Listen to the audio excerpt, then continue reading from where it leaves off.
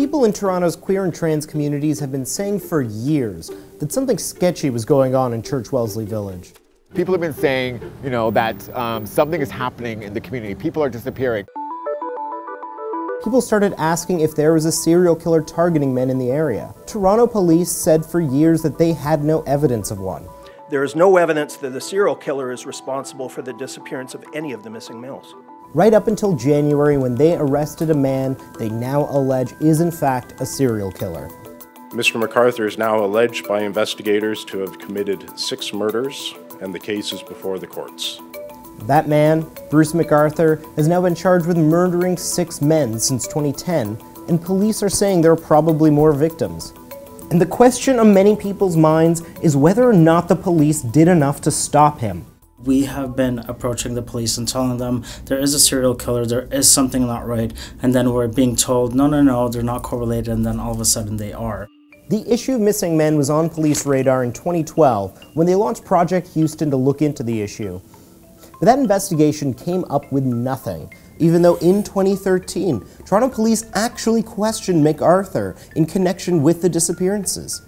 And the very next year, in 2014, they again brought in and questioned McArthur, this time in connection to an unrelated incident.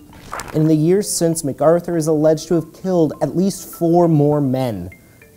Now, Toronto Police Chief Mark Saunders is saying that he's satisfied with how police handled the investigation. Was I satisfied with what we did at the time with the information that we had? The answer to that is yes. But by publicly downplaying the possibility of a serial killer, Toronto police ensured that the story stayed off of the front pages of newspapers. It's possible that a different approach could have led to more people coming forward to the police with information. And why didn't police offer up a financial reward for information on the missing men? That's a strategy they use for ginning up interest in other cold cases. Saunders berated the public, specifically victims of sexual assault, for not coming forward with more info. People will not understand that if things aren't reported, it emboldens the suspect.